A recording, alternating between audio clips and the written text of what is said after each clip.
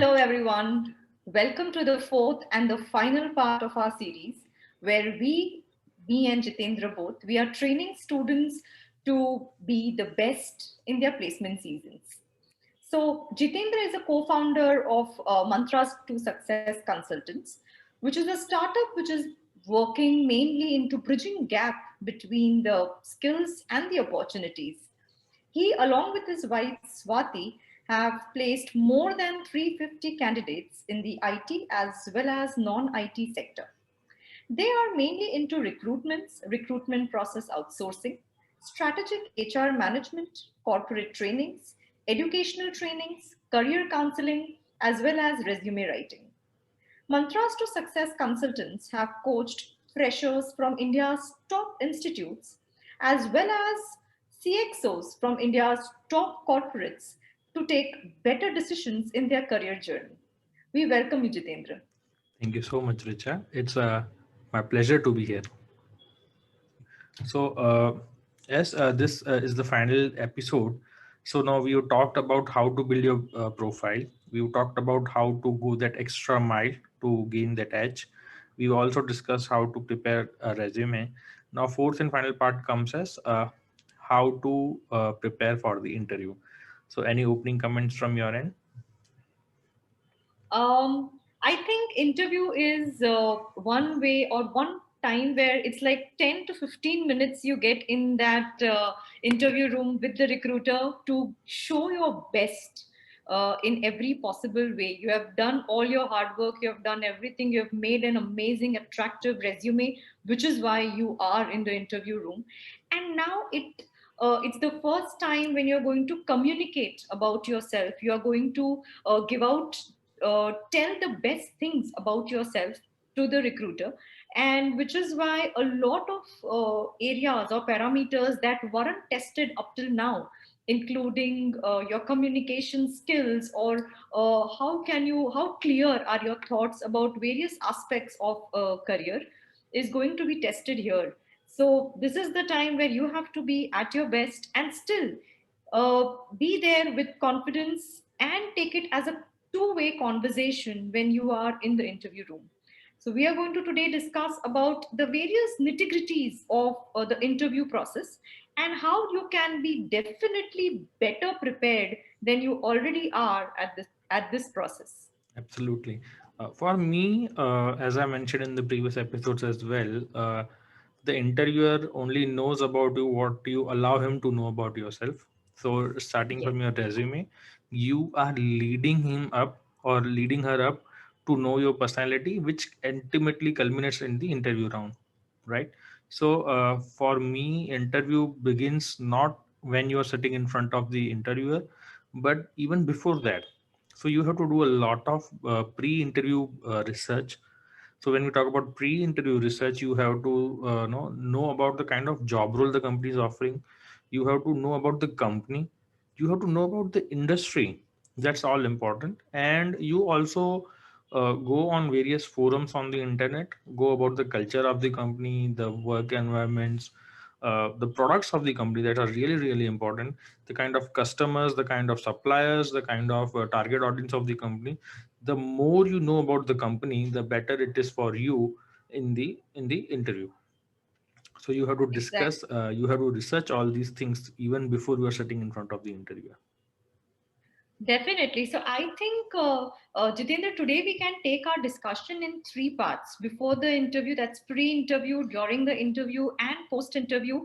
Quickly covering these three parts and what candidates majorly need to take care of. In fact, interview preparation itself is a huge and a wide topic. Yeah. But what are those key points that the candidates need to take care of? So I think you have already broadly started with the pre-interview area, where, as you said, we need to have in-depth research on the job profile and the company. That's one thing. The culture of the company is one major aspect, because company fitment is one thing that an HR in your interview will definitely want to look out for in a candidate. So Absolutely. company culture is one important point that you suggested. Apart from this, what I feel, one thing that I can add up to is introspection. uh, Knowing your own self, being ready for those HR based FAQs that are asked in the interview. Now, when I talk about those HR based FAQs, I think the first that would have popped out in any candidate's mind, which is like the most obvious question, still the most dreadful one, is tell me something about yourself. So, being prepared for those introductory questions, which kinds of sets an impression about you, being prepared for your strengths, your weaknesses. If a recruiter asks you, why should you be hired? Why should you not be hired? Do you have any questions about us? Let's say questions like, what are your career goals 5 years down the line? I know these are all very repetitive questions. These are all very expected set of questions, but still we go unprepared, which is completely unacceptable.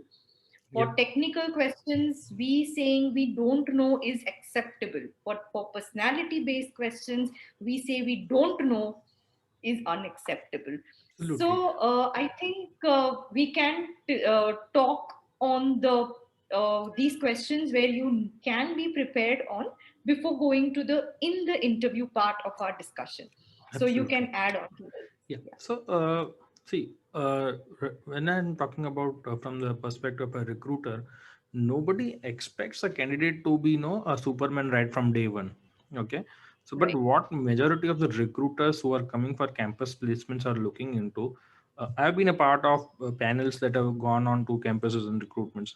We look for people, as you mentioned, cultural fitment, okay, job fitment, and then Yes. the biggest advantage is being coachable, right? So Right. if you demonstrate that if there are certain mental blocks, for example, if you're sitting for a position of a sales representative, and if you have this mental block कि यार uh, मैं कुछ भी कर लूँ ये client convert नहीं होता है, if you are given in a situation, then you represent a mental block. When I Right. say that you should be when coachable, that means you are ready to understand and ready to learn from your seniors in the company. A lot of Right. times a lot of fresher candidates with a lot of enthusiasm, they come and they display such that they know everything, but believe me, a lot of experience has gone into devising such kind of questions to test your mental preparedness, and to check your candidature on these parameters: coachability, job fitment, and cultural fitment. So Right. questions like tell me about yourself are an excellent opportunity given by the recruiter to the candidate to drive the interview in the Right. direction that the candidate wants. So you Right. you Right. answer in a way which leads enough for the interviewer to give you a follow-up question. You disclose something that may not be mentioned in the resume, yet the interviewer would like to probe it. Right.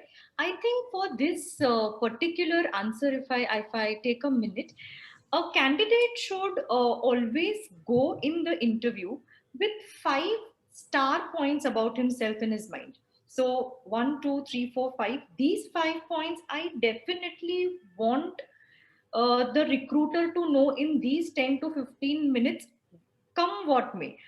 I would try to put them in the introductory answer if I am not able to, which means if recruiter stops me somewhere in between and starts asking his own questions, which happens most of the times, but still I will make sure that those remaining 2 points I'm going to, in some or the other answer, I'm going to put in forward to the recruiter. So a candidate should think about 5 key points about his profile that can be his achievements in any area of, let's say, work experience, if he has got any promotions or he has been offered a PPO in the internship. That can be his major extracurriculars if he has been a dynamic personality. That can be major certification that he has got in his own domain, etc. And the candidate should try to frame a story around these points. Tell me something about yourself should not be a bullet point answer. I like this, I do this, I Absolutely. am this. It has to be Absolutely. a story around these 5 answers.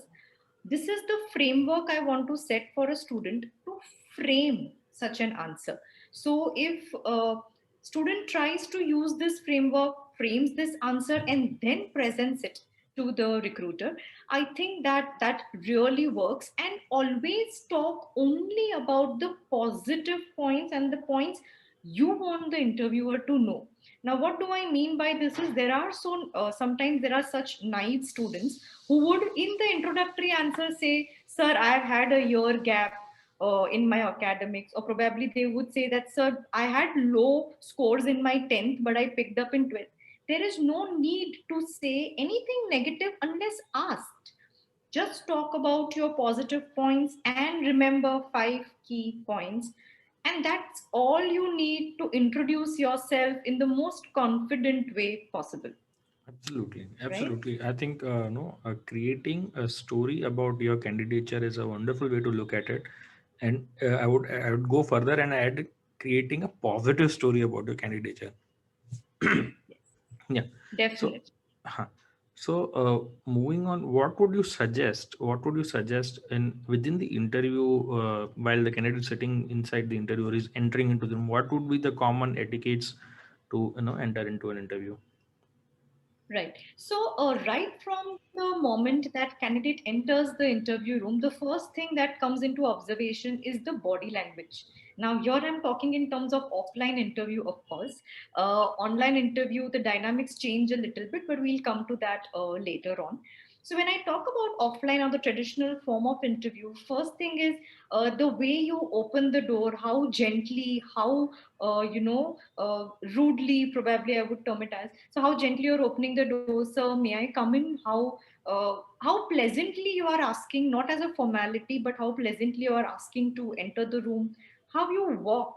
So, is it a very quick walk, very slow walk, nervous walk? I know these things sound very minute, but they play an important role in showing your personality, right? So, how you walk in, how you take a seat, sir. If you are not told by them to take the seat, you may, sir, may I take a seat in the next couple of minutes? You may wait for that much time. How you are greeting each and every recruiter with a nice, pleasant, not a nervous smile, and maintaining an eye contact with 2 to 3, how many ever panelists sitting there. That's like the entry point. That's how your interview has started at a good note, right?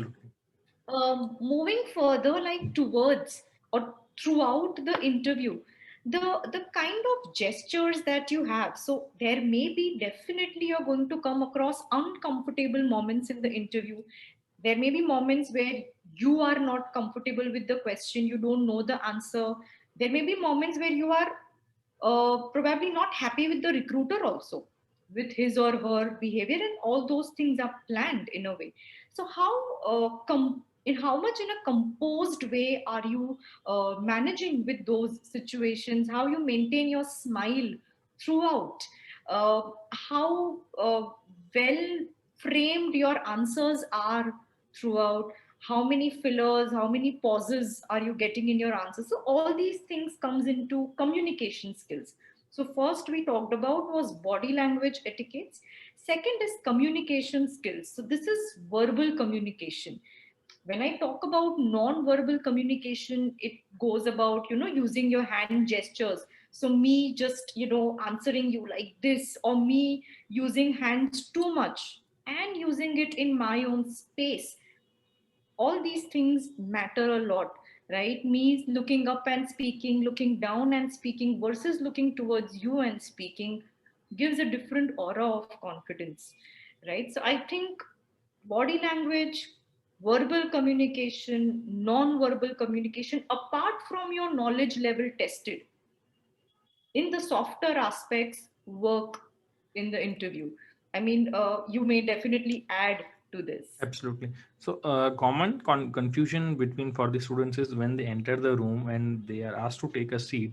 How do they take a seat? So, the genuine rule is so mostly the setup is like on one side of the table is the interviewer, then there is a table in between, and on the other side is the student. So the table belongs to the interviewer. You cannot put your hands on the table. You cannot put it like this, like this. You have to put your hands on your legs while you are resting on the chair, and whatever folder of certificates and etc. you have brought it with you, you have to keep it in your lab. So this is one common Right. questions when people when they are called upon, they get confusion. You can only Right. touch the table or place your hands on the table only when you're asked to write something, Right. even only in case when this you have to mutually discuss something with the interviewer. If some the interviewer asks you a logical question, you can use the file or folder on your lap, and you can write it down there also. It's not necessary that you know, take the table, but in case you have to do, you can just ask them, may I use the table please. That's Right. another important part. One more important part was the tonality of your voice. So a lot of times, people get nervous, so their voice gets low. People get too much excited. Then they go, their voice increases. I've even seen some students, after giving a right answer, yes, like this in the in face of the interview. So, these are small things where you have to control your emotions and maintain a consistent tonality of your voice. At the same time, maintain a constant eye connect with the interviewer or the interviewers. So that is of Right. most It is important. sometimes when students are not able to answer, oh, sorry for this, but they use, oh shit. And you have to be careful not to use such words or not to Absolutely. express such emotions there in the interview room itself. Right. What would be a correct way if you're asked something and you don't know the answer? Okay. So, first of all, we have to believe that not everyone will know everything. Neither does an interviewer expects that you should know each and everything under the sky, whatever they ask you, right? So it is okay to say, sorry, sir. Presently, I am not very sure about this, but I will definitely make sure to read about it or research about it. Do not lie. Do not fake, because you have to know one thing very well, that the recruiter across the table definitely knows. You have to believe Absolutely. that. He or she definitely knows the answer or knows about it, is well researched about it. So it's okay to say no, I don't know, sorry, but do not carry that mental stress to the other questions. Yeah.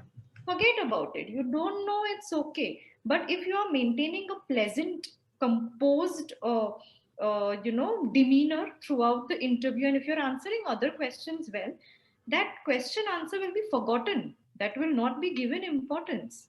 So do not Absolutely. carry that mental block ahead. I That's think very this important. is a very important point, because a lot of times students, when they are not able to answer one question, then it sort of lingers in their subconscious, and they try it in the next question, and somehow that thought comes in, oh, I have not been able to answer that. What will the interviewer think? How Right, will the interview go? So you'll have to come out of right, that rut of sorts. Another right. important question, Richa, is which the recruiters often ask is, why should I hire you? Right? So this is a Yes. very tricky question, or a question that gives you an ample opportunity to display yourself, your highlights of your profile to the utmost possibilities. So what's your Definitely. take on this, Raja? I feel this question is just another way of asking what are your strengths or how are you unique from the other candidates. Yep. So, if you have decided on some personality based strengths which you feel fits the role in terms of whatever. So, let's say if it's a marketing role, sales role, and if you think you are a person who has good convincing skills and you could prove that with example, so that's personality trait is one thing that you can add in this answer. Another thing is, if you have, as we have already discussed about the profile building and going an extra mile part. So if you actually have something in those aspects in your profile which you think not everyone's going to have, talk about those. Make sure you take this opportunity to highlight those, that you have done this or you have experience in the similar domain during ABC, or talk about any additional certifications courses, or let's say any journal, if you have got your article published in any journal, anything like that. So second thing is this. Third thing is, if you have any technical expertise. So for example, if there's a very technical oriented role where it requires you to be an expert at any programming language, let's say Java or R programming, Python, and you have a proved expertise in that, talk about that. I think those very specific role specific points about your profile is should be given importance in this answer. So I think, yeah, these are the areas that a student can focus on. Absolutely. Sometimes students, this is a tip for students with who do not have exceptional grades, but are Right, in average grades. So sometimes I've seen this, some students playing it extremely well. So if they are heavier on the if their resume is more focused on extracurricular activities rather than grades, so they put it in this way that, sir, my grades are they don't talk about the grades, but it's just give that, sir, I believe I'm more of an executioner. As you can see, I've always executed on my profile, as I've been part of n number of clubs and committees, and I've given logical execution to whatever task that was given to me. And I feel that right, nobody can execute something better. So whatever, if you ask me to execute in your organization, I'll be able to execute in the most perfect way.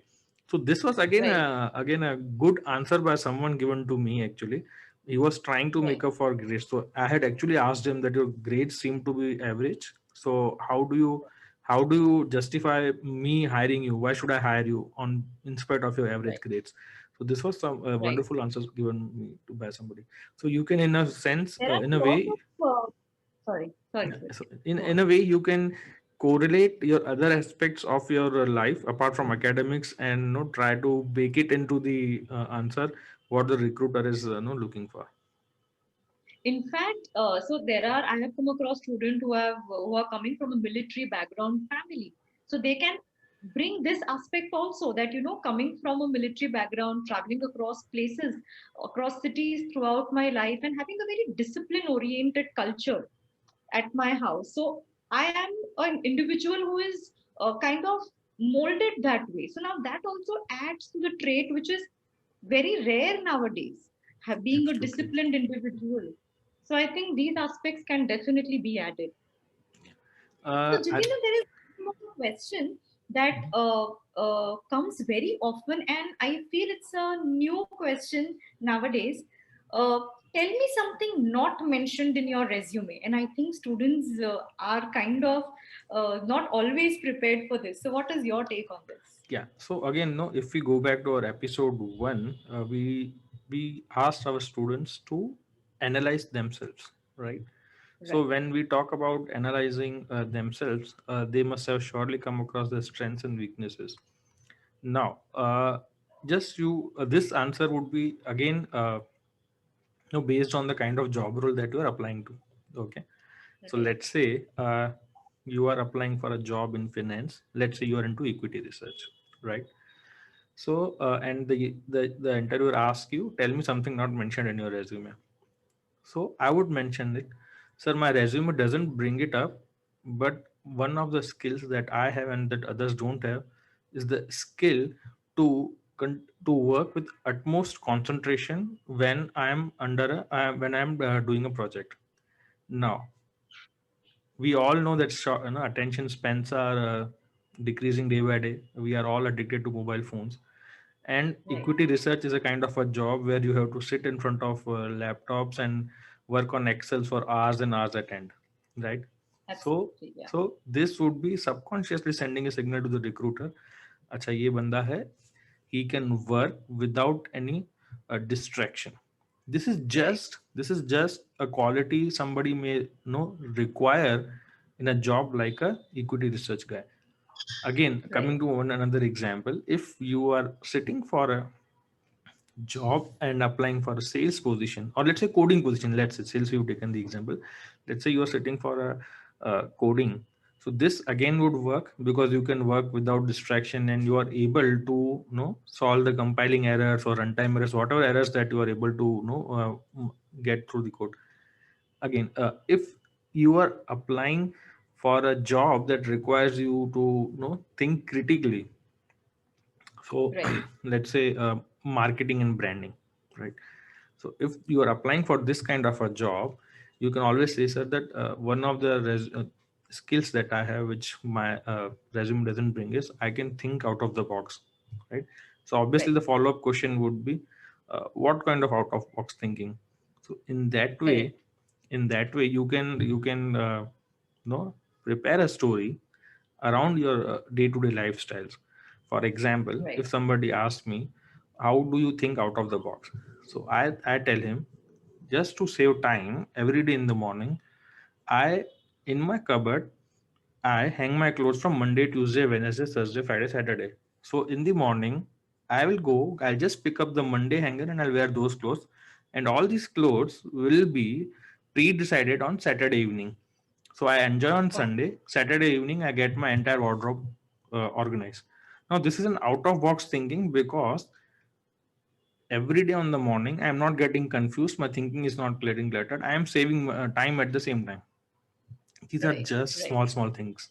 So this will give the recruiter an idea. Okay, this is something that cannot be put it on a resume. I cannot go and put on a resume that my wardrobe is organized from Monday to Saturday, but I can Right. bring it up on the during the conversation. So Exactly. you'll have to tweak around the kind of job description, tweak around the kind of job that you're applying to. Exactly. Definitely. I mean, this works well in all sorts of roles and Yeah, but interviews. this is a new question, but I'm listening it from a lot of recruiters nowadays. Yeah, this is nowadays too frequently asked, and this is why, which is why candidates need to be prepared, Yeah. talking on your One, strengths, one, one weaknesses. more example. If you are looking, applying for a customer centric job role, let's say sales or customer service, you can always say that my resume doesn't say this, but I'm very good at hiding my emotions. I don't show my emotions. Right. as a trust me, as a sales manager, this is the best thing I need to hear, because I know कि जब मेरा customer गाली देगा, you are चुपचाप, you are going to listen to his problem and you are going to solve him. You are not going to counter argue with him, right? So these are Right. small things, but they can actually help in your candidature. Definitely. Definitely. Yeah. Right. So, Jitendra, when we talk about, let's say, talking about the current trends and online versus offline interviews, because nowadays most of the interviews are happening on Skype online. So, what are those additional points Mhm. that candidates need to take care of apart from the offline interview points? Actually we have made a separate video for how to crack an online interview, but I'll just share some important points. So apart from technical skills, your personal skills, be sure that no you your Wi-Fi is working, all those, get the hygiene factors in place.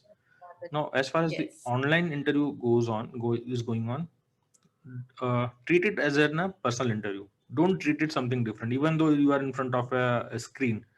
The reason being Yeah. I'm telling this is, sometimes if we take it if we drop our guards, we are bound to make mistakes. So even if I Right. am sitting in front of the screen, I should act as if I am appearing for a personal interview. That's my In key. fact, here adding one thing, you should dress also from top to bottom Yes, like you are dressing in an offline interview, not absolutely. just having for upper half of the body in formals. That is Yes, not how yes. it works. And make sure that once you are in front of the screen, you should be locked up in a room and nobody should come and disturb you of sorts, and you are in a noise free environment. That is of utmost Correct. importance. Yes, yes, definitely. And in online interviews, I think we should also take care of the lightings, falling on your face. It shouldn't be on, it Yes. shouldn't be coming from behind you. And so these are few technical requirements, your atmosphere or your background requirements, apart from all the other preparation that you do Yes. for and your offline and pre-check your interview. audio and video settings half an hour before Yes. the interview is about to happen, and make sure that you have enough good bandwidth connection to attend the interview. Don't try to attend the Correct. interview on a 4G connection and then you say in the middle of the interview, you say that no, I am not able to get the connection, the internet. Right, right. Yeah. Okay.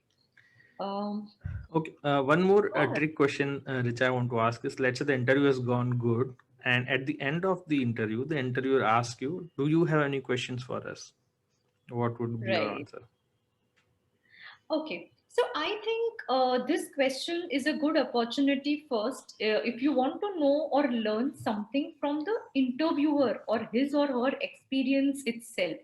So, sir, how has been your, or what are your major takes from your journey up till now? Also, what would be your most important advices to people like us entering into this industry? Something that you want to learn out of their experience. This question can also be a good opportunity to know more about the organization itself. So, sir, what is the career path like in the organization, or what kind of roles can I expect in the coming uh, years to come, or do this organization support further education? What are the key points about the culture of the organization? So that is second thing. Please do not ask, sir, how was my performance, or sir, how many years has this organization been old. Do not ask about the things which are already mentioned on the website. Ask something which is out of the website, not mentioned anywhere. And always I feel anyone would like to talk about themselves the most. That's a human nature. So talking about them, asking about them, trying to know more is this is a good question to kind of build a rapport between the recruiter, so that he or she can remember you for a longer time even after the interview process has ended. Okay. So I think that's how it can go. Yes. And one small last googly to you is what not to do in the interviews. Okay, interesting question. So, what not to do in the interviews is, first thing, as I've already discussed before, do not lie under in any question coming up to you. That's first thing. Second is, do not be underprepared for your weaker areas. So, when I talk about your resume dips, where let's say, fortunately, unfortunately, there may be areas where you have not performed up to the expectations. So do not be nervous or unprepared for it, or not be expecting kind of it. I would say expect those questions and be prepared with your replies to those questions. So that is second thing. Third is not lowering your guard down when it comes to casual interviews. Sometimes I have seen that the interviewer is kind of very friendly, and it's a very nice smooth interview going on. You also get carried away, and then you speak out things which you shouldn't have. It's a good thing that the interview is going casual, but still you have to make sure that you are saying what you wanted to say, not letting your guards down, and still being poised with your body language along with your words. So Absolutely. I think these are the three things I can come up to. Yeah. One important thing that I am observing in interviews these days is, Yeah. especially in the customer facing roles, is a lot of times interviewers are trying to put candidates in certain situations which might be slightly controversial. So, for example, the interviewer might ask you, who is the best batsman, Sachin Tendulkar or Virat Kohli? Or questions like, no, is BJP government doing better than Congress government? Right Right. now, all these questions are just trick questions to check your what's the right word? Your impulse, right? Right. So you might be a BJP fan or a Congress fan. That doesn't matter. You might be a Virat Kohli fan or a Sachin Tendulkar fan. Doesn't matter. What matters is what the customer wants to hear, right? So in Right. this case, you have to take a diplomatic stand, saying, "Sir, Sachin faced different era bowlers. Virat is facing different era bowlers, so they both are equally good in their equal rights." And this also, Right. such kind of questions will also be thrown at you, especially if you are working with multicultural teams. And this is Correct. very important, especially a lot of professionals who are vying for international profiles as well. Reason being, Right. a lot of things in our culture and in Western cultures may differ, right? But that Right. doesn't make those cultures good or us good, or those cultures bad or us bad. So you have to Right. respect every culture, respect every belief. So these are the kind of questions which try to test your impulse, right? Like, for Right. example, the interviewer knows that you are a vegetarian, and he says, Right.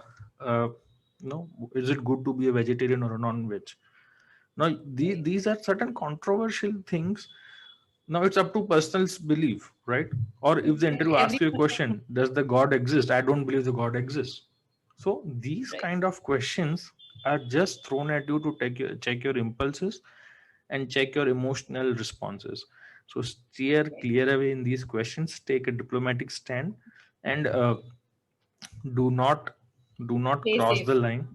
Yeah, do not cross the line, and no, don't try to impose your thoughts on the interviewer's thoughts, because you never know at the end of the interview, even if you are right, but the way you imposed your thoughts may go against you. Right. Right. Very, very rightly put. Yes. Yeah. Okay. Okay. So, Jitendra, let's say we've already discussed pre-interview, during the interview. Now, what do you think are those key steps that candidates should take after the interview? Okay. So I think if we are talking about a college campus setting, most of the times results are given at the end of the day, and Right. sometimes the companies may ask for some time to evaluate the different candidates. Even in such cases, we have already talked about the questions that you are supposed to ask, that from the interviewer, and you should depart at a very professional note.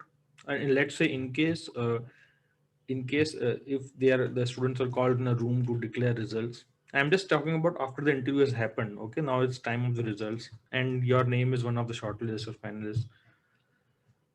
Behave in a very very professional way, even if you get selected or if you don't get selected, because life is Right. too long. You Right. never know, in the future you might have to work for the same organization, under the same boss, under the same recruiter. That is part one. Exactly. So behave in a professional way, even if you are selected or you are not selected. uh, in case you want to figure out that what went wrong, so ask your placement officer. Sometimes the companies reveal, sometimes they don't reveal. The placement officer might be knowing what are the parameters on which the company is judging the candidate. Point three, Right. if the interview is over and everything has happened, now the cameras are shut, the doors are shut, everybody, and now it's just casual dinner time, you can politely ask the interviewer, sir, if I can follow you on social media, on LinkedIn, on Right. Twitter, and I would like to learn from you, right? Right. And in case if the organization is asking for a couple of days or a week's time to share the results, uh, do acknowledge their time and efforts, because the longer they take to evaluate you, that means they want to be sure about picking up the right candidate, right? So take Correct. it in that spirit. Don't take it ki yaar ab to kya hoga. Of course, then there will be questions that if the next day some other company is coming, so should I sit for it, should I not sit for it? Those questions can be Right. discussed with your TPO, not with the company, Right. right? Right. Because no recruiter on campus would like to hear about some other recruiter coming to campus. So that is the deal. So there you have to draw a line between what kind of questions you would be asking to the recruiters and to your internal TPOs. Exactly, exactly. I think so. On the on-campus mode, definitely what you have said. If I have to add something from the off-campus perspective, so after coming out of the interview room, of course, with a very pleasant greeting again towards the end, however much you have or have not liked the recruiter, do not express your feelings inside. You Yeah. may come out and do whatever you want to, but greet, thank you, sir, thank you for your time, and have a good day. Just come out of the interview room. Post that, what you should do is uh, first is go and go through the process of the interview immediately on that day itself. Rewind it in your mind. What did you do? Where you could have done better? Where you think you could have, improved on your answers, and note them down. Make sure that you write down your own feedback in a book and maintain it and read it before every interview that you sit for post that. That is one thing. Second is, if it's a off-campus perspective again, make sure that whichever HR manager that you have gone through, like whoever was in the intermediary working for you, or if you would have been in the direct contact of the recruiter itself, write a thank you mail acknowledging the time that they have given to you, and just showing that you would be waiting for their response, not showing that you are very desperate, but just a thank you mail would be a good way to help them remember you for a longer time, right? Again, one Uh, real life example here. So this has happened with us in the last month itself. So we recruited a candidate for a very senior profile. It was like a 2025 LPA package, and the guy who was selected, somehow he could not join because of some issues. So instead of asking us for more resumes on the same profile, the our client, the recruiting company, they asked us if you can if we can get in touch with the next best guy. So the three guys had interviewed for the same position, and they just simply asked, okay, agar if he's not available, we'd like to go with the second guy, and they gave us the name.